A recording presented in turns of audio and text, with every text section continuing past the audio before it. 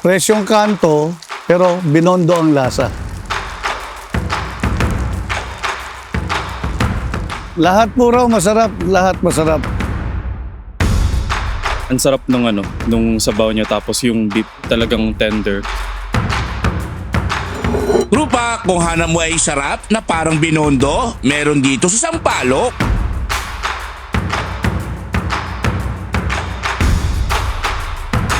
Kung napanood mo man ang video na ito na yung sign para matikman mo din ang isa sa pinakamasarap na beef wonton na natikman ko dito sa buong Metro Manila. Mabisa po yung lasa niya talaga. Lutong quality po. Sulit siya, hindi ka mabibitin. One of the best I've tasted po. Talaga, babalikan ko ulit. Tsaka yung sabaw niya siya, may parang pagka matamis na savory tapos may pagka umami siya. Kaya Legit na Chinese yung lasa niya. Pero hindi po ako Chinese. Mahilig lang talaga ako sa Chinese food.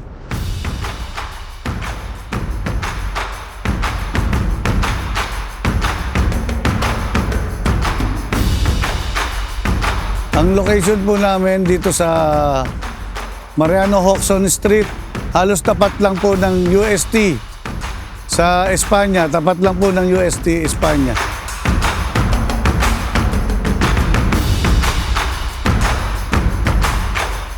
Open po kami ng 3 p.m. till 3 a.m. hanggang sa mayroon pa kaming iserve. Tapos po, Monday to Saturday ang open namin. Sunday po close kami.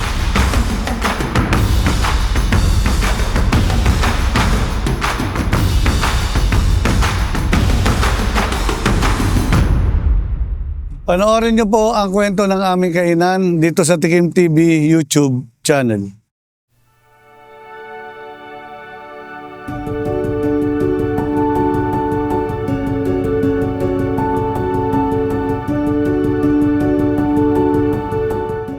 May negosyong nalugi, bumagsak pero hindi sumuko. Sa bawat lutong inilalaban, may pag-asang muling aangat. Hindi lang ito kainan, ito ang kwento na muling pagbangon.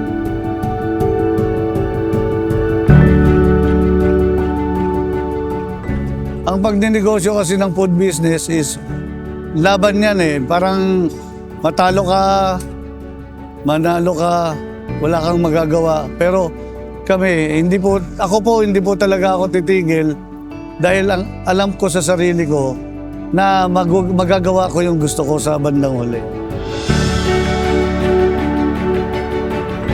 Sir, ito na po yung pinagmamalaki kong beef wonton, mami. Uy, grabe sir. Parang mo nasabing masarap yung wonton mo sir. Ako po si Erwin Jones, ang may-ari ng Mangkok. 50 anyos na po ako. Hanggang ngayon, patuloy pa rin lumalaban sa buhay para umangat sana sa negosyong aming pinapangarap.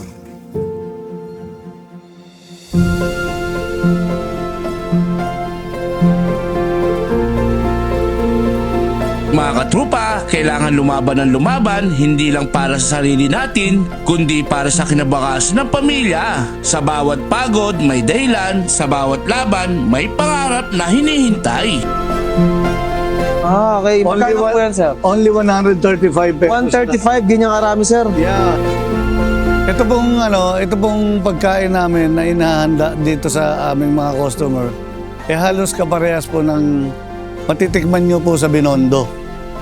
Halos, konti na lang po siguro, magiging katulad na nila yung lasa. Perfect na namin, pero masarap po talaga.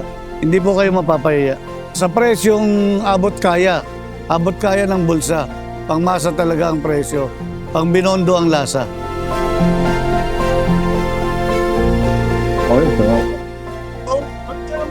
Ay, grabe. Ang sarap nga nito. masaya kami na tinry namin dito. Meron po kaming braised beef terno. Meron po kaming bola-bola soup. Meron po akong braised beef with tendon. Bestseller po namin yon.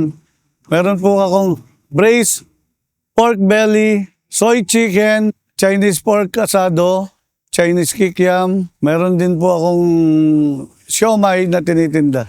Meron din po kaming tindang dinakdakan at saka tapang kabayo para pampulutan po.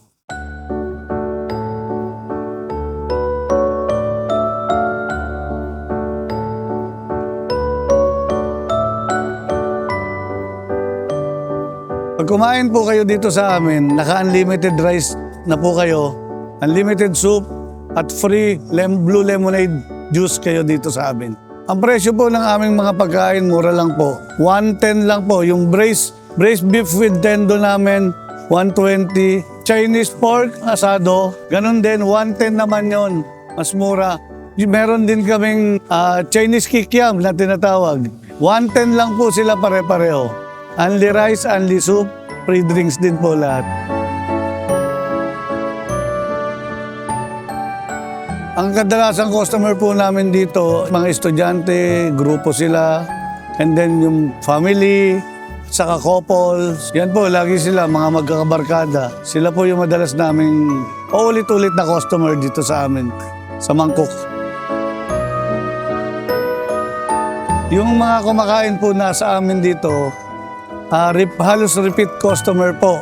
Lalo na po yung iba, kapag natikman nila, kahit ibang mukha sila, bumabalik at bumabalik sila rito. Every day. At nagsasama pa po sila. Marami po silang iba-ibang klase, iba-ibang taong kasamang kumakain. Ito po kasi sa lugar na ito, ang advantage po rito pagdating sa pagkain, marami po kasi hindi nagluluto dito. Marami pong nagdo-dorm lang sila, and then pasok sa trabaho, pasok sa school, uuwi na lang, magpapahinga. Kaya naghahanap sila ng mga makakainan na affordable at masarap para sa kanila. Braised beef with tendon, masarap naman. Sulit naman yung presyo, busog ka. So, nabusog na kami sobra.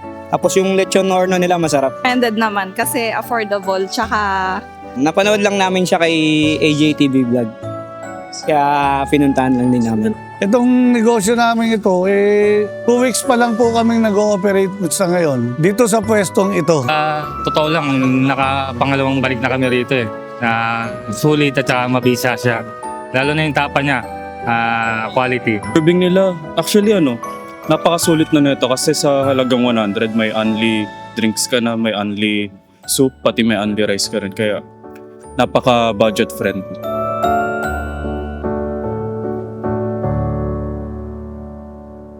Pagdating sa passion niya, masasabi ko lang is wala nang iba kundi pagluluto.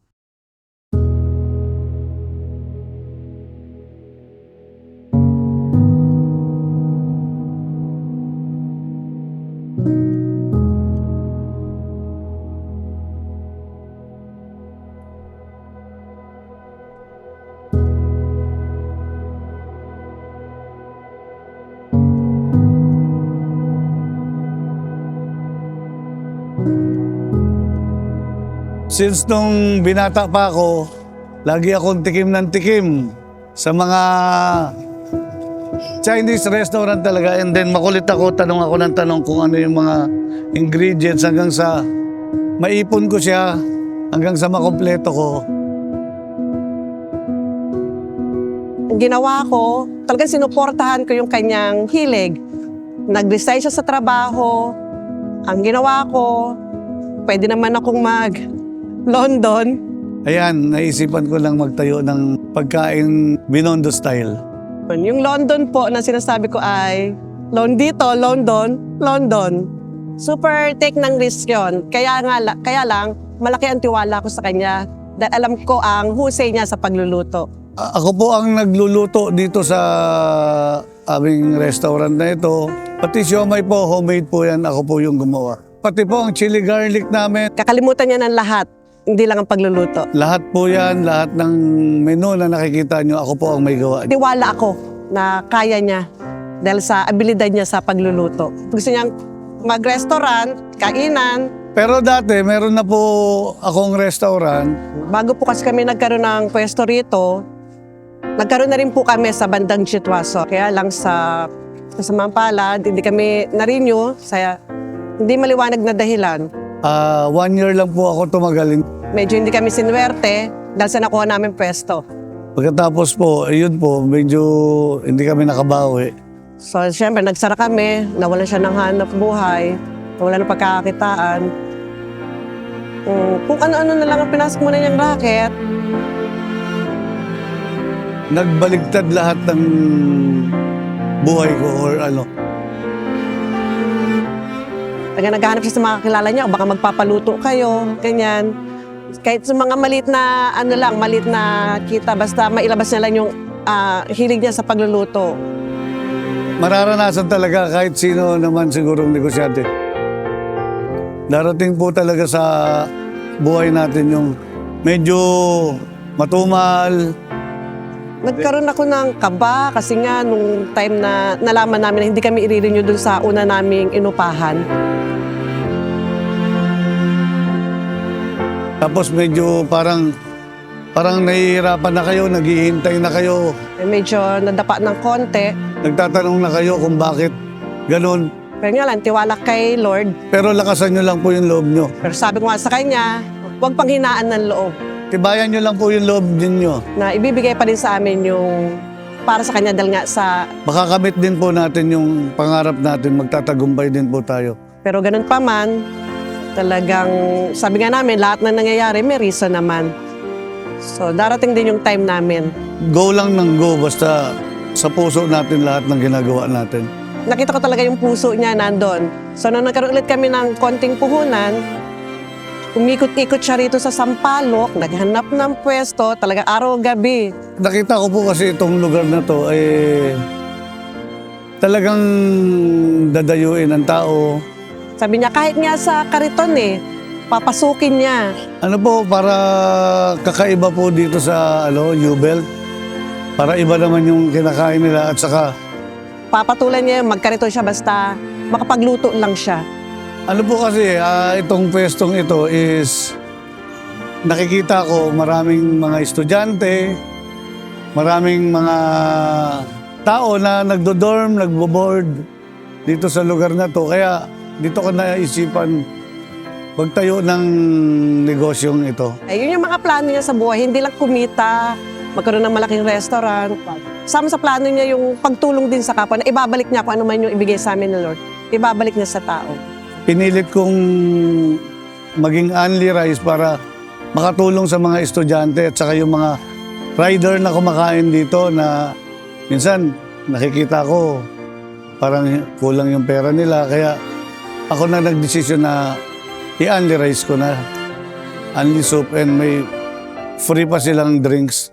Walang pag-aatubali sa puso ko na suportahan siya. Mangkok talaga yung gusto kong maipangalan dahil sa binago ko kasi yung tema po ng ng aming mga menu kumpara dun sa nakaraan.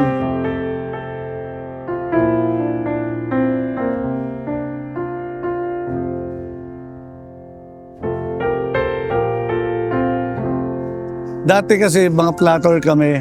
Ngayon, rice bowl toppings na yung tema ng mga pagkain namin dito ngayon. At yun nga, ibinigay itong pwesto na to. Ito po, sa ngayon, umaahon ulit. Sana magtuloy-tuloy. At ayun, May awa ang Diyos. at siguro ito na yon yung pwesto namin dito na mangkok, dito sa pwesto na ito.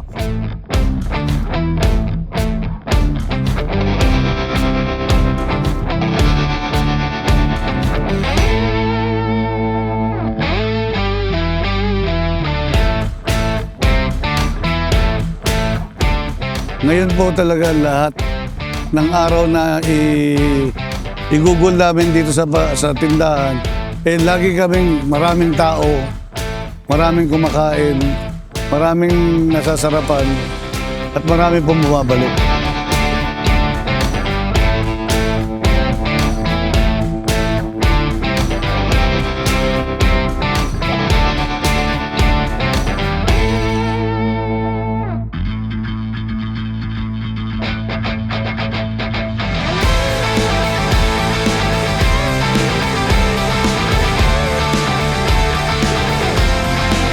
Siguro po dahil sa lasa ng aking tinitinda, yung timpla ng aking mga palinda.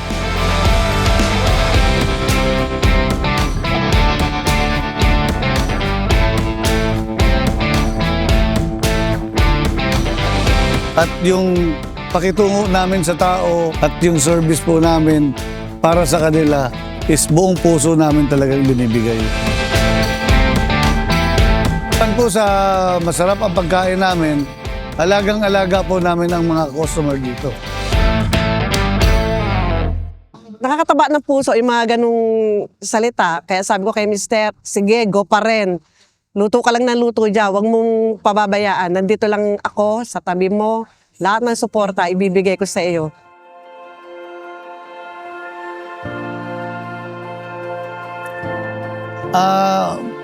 Parang bago pa lang kami, malaki na yung naitulong sa amin dahil unang-una yung kaligayahan, yung dami ng customer na pumupunta.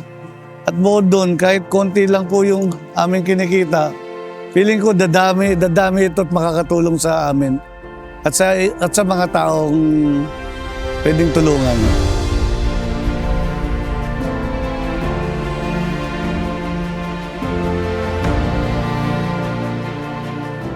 Nakakatuwa naman po at maraming gustong tumulong. Pag natitikman yung pagkain na niluluto niya, sila na po yung gustong tumulong sa amin. Word of mouth lang daw po. Patok na po. Yan, isa pa po, medyo lumalaki yung puso, gumaganda yung pakiramdam. Nawawala po yung pagod kapag sinabi nila na masarap yung kinakain nila at babalik daw sila, uulit pa sila.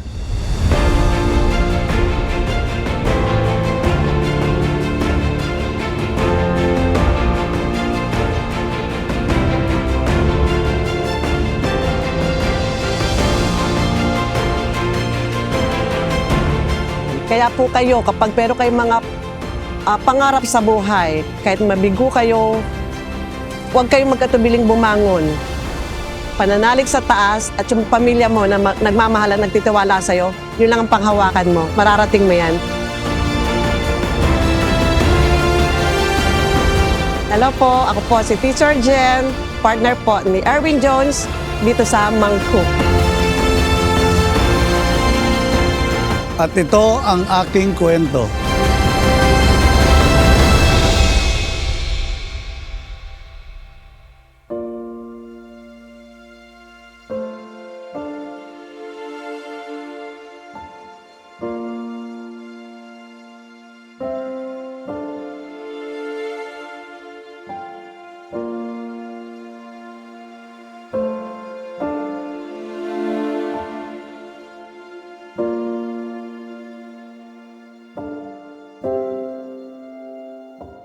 Naisip ko lang siya kasi parang ako nga, mangkok. Tapos nung nalaman ko, may meaning pala yung mang. Yung mang pala is Chinese. Parang abala, busy, gano'n. Tapos cook is kusinero talaga.